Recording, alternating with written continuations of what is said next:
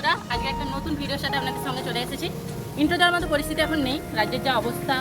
এবার আমাদের এখানকার পাঁশকুড়া ব্লকে আপনারা সবাই শুনেছেন 1 নম্বর এবং 2 নম্বর ব্লকটা পুরোটাই বন্যার জলে একদম নিচে পড়ে আছে। এতটাই বন্যার ভয়াবহ পরিস্থিতি যে মানুষ খাওয়ারটাও ঠিক করে পাচ্ছে না, বন্যার জলের জন্য খাওয়ার জলটুকুও পাচ্ছে না। এই ভয়ঙ্কর পরিস্থিতির মাঝখানে শুধুমাত্র পাঁশকুড়া ব্লকেই বন্যার জল থেমে নেই, আমাদের এই সাইডেও জলটা আসছে, ক্রমশ বাড়ছে, দিনের পর দিন ক্রমশ জলটা বাড়তে আছে। আমাদের চাইপুর ভোগপুর জাতীয় সড়ক যেখান থেকে প্রায় প্রতিনিয়ত হাজার হাজার মানুষ তাদের রুটি রোজগার করার জন্য কলকাতা শহরে যাতায়াত করতো, সেই রাস্তাটাও পুরোটাই ডুবে গেছে। অন্যান্য বছরও হয়, কিন্তু সেটা বৃষ্টির জলে, কিন্তু এবারে যেটা হয়েছে পুরোটাই বন্যার জলে হয়েছে। বৃষ্টির জলে যেটুকু জায়গা ডুবে থাকে তার মধ্যে কিছুটা কিছুটা অংশ ফাঁক থাকে, কিন্তু এবারে কোনো অংশই ফাঁক নেই। আপনারা অংশ দেখতে পাচ্ছেন, চলুন আমি আপনাদেরকে দেখাচ্ছি।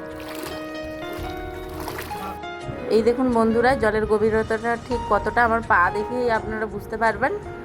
কিছু কিছু জায়গায় জলের গভীরতাটা অনেকটাই বেশি, আমার হাঁটুর ওপর পর্যন্তই গভীরতাটা পৌঁছে গেছে। আবার কিছু কিছু জায়গায় কিছুটা কম। এই দেখুন, আবার সামনে কিছুটা অংশ ফাঁকাও আছে। আবার যেই জায়গাটা নিচু সেই জায়গাগুলোতে জলের পরিমাণটা বেশি হয়ে গেছে।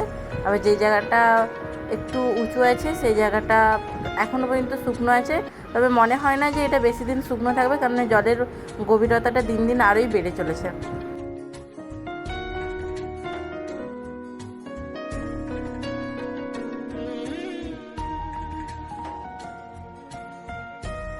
এতটা ভয়াবহ পরিবেশ আমরা এর আগে কখনোই দেখিনি। বন্যার জল আপনাদেরকে তো বললাম, এর আগে বন্যার জল আসেনি। বৃষ্টির জলেই কিছুটা রাস্তা ডুবে যেত, আবার কিছুটা খালি থাকতো। তার মধ্যে হয়তো যে সমস্ত বাড়ি কিছুটা নিচু এলাকায় তৈরি, সেই সমস্ত বাড়িতে জল ঢুকতো। কিন্তু এবারে উঁচু এলাকাতেও যে সমস্ত বাড়িগুলো আছে তাতেও কিন্তু জল ঢোকার মতো পরিস্থিতি সৃষ্টি হয়েছে। আপনারা দেখতে পাচ্ছেন এই সমস্ত ঘরগুলোর মধ্যে জল ঢুকবে এরকম একটা সিচুয়েশনের মধ্যেও কিছু কিছু মানুষ তাদের জীবিকা নির্বাহের জন্য মাছ ধরার চেষ্টা করছে। আর জলের গভীরতাটা এতটাই বেশি যে যানবাহন যেগুলো এমনি টাইমে মানে ধরুন নিয়মিত যেগুলো যাতায়াত করার চেষ্টা করতো সেগুলোও যাতায়াত করতে পারছে না, কেননা জলের গভীরতাটা বেড়ে যাচ্ছে, তো তার জন্য যাতায়াত করতে খুব প্রবলেম হচ্ছে। দেখা যাক কতদিনে এই একটা ভয়ঙ্কর পরিস্থিতি থেকে আমরা বেরিয়ে আসতে পারি।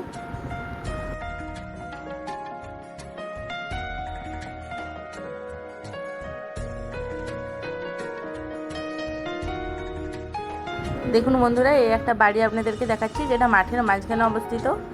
বৃষ্টির জলের কারণে কিন্তু বাড়িতে যাতায়াত করার জন্য একটা বাঁশের সেতু মতো বানানো হয়েছিল। এবার বন্যার জল আসার কারণে সেটা এতটাই ডুবে গেছে যে মানুষ স্বাভাবিকভাবে যাতায়াত করতে পারছে না, বাড়িতে জল উঠে গেছে, এমনকি বাথরুমে পর্যন্ত জল উঠে গেছে। তাহলে আপনারা ভেবে দেখুন যে জল কতটা বেড়ে গেছে। আর জলের স্রোত অনেকটা বেশি, এক পাশ থেকে মানে উঁচু জায়গা থেকে নিচু জায়গার দিকে জলের স্রোতটা অনেকটাই বেশি। তার ফলে নিচু জায়গায় যে সমস্ত বাড়িঘর আছে সেগুলো তাড়াতাড়ি করেই ডুবে যাচ্ছে। মানে যেটা আমরা সকালবেলা হয়তো দেখে এলাম যে রাস্তাতে কোনো জল নেই, ঠিক দুপুর 12টার সময় গিয়ে দেখছি সেই রাস্তাটা পুরো জলে ভর্তি।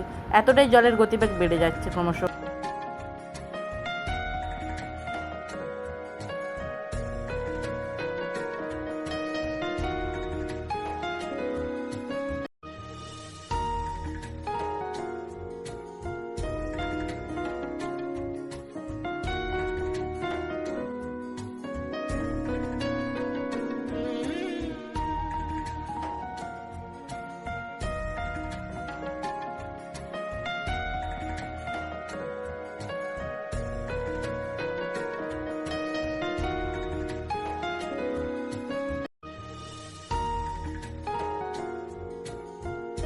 কাঁচার বাড়ি থেকে শুরু করে বড় বড় পাকার দোতলা বাড়ি পর্যন্ত কোনো কিছুই বাদ পড়েনি বন্যার জল থেকে। আপনারা দেখতে পাচ্ছেন সামনে যে বাড়িটা, ওই বাড়িটা কিন্তু অনেকটা উঁচু জায়গাতে, তারপরেও ওটাতে পুরোটাই জল ভরে গেছে। এতটাই জল ভরে গেছে যে আর কিছুটা জল বাড়তে থাকলে ওই ঘরটার মধ্যে জল কিন্তু ঢুকে যাবে।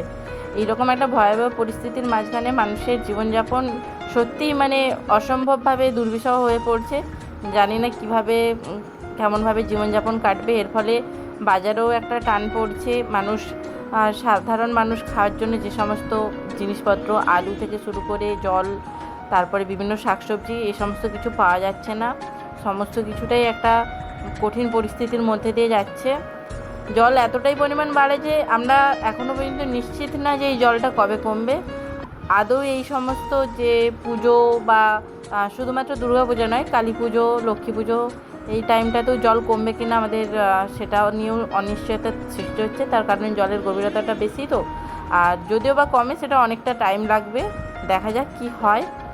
সবাই ভগবানের কাছে প্রার্থনা করুন যাতে এই একটা সিচুয়েশান থেকে ভগবান আমাদের সবার মঙ্গল করে আর সবাইকে সুস্থ রাখে, তাড়াতাড়ি এই পরিস্থিতি থেকে আমাদেরকে বের করে আনে। আর যারা এই ভোগপুর চাঁইপুর রাজ্য সড়কের মধ্যে দিয়ে যাতায়াত করেন প্রতিদিন, তাদের বলবো যে আপনাদের যদি বাড়ি থেকে যাতায়াত করার জন্য অন্য কোনো উপায় থাকে তো আপনারা সেই রাস্তাটা অবলম্বন করবেন, কেননা এই রাস্তা দিয়ে যাতায়াত করা সম্ভব নয়, কোনো গাড়ি ঘোড়াও চলছে না, এমনকি হেঁটে যেতে গেলেও অনেকটা জল পেরিয়ে যেতে হচ্ছে। তো আপনারা চাইলে অন্য কোনো রাস্তা ধরে আপনাদের নির্দিষ্ট কাজকর্মের যে জায়গা সেখানে পৌঁছে যেতে পারেন। সবাই ভালো থাকবেন, সুস্থ থাকবেন। নমস্কার।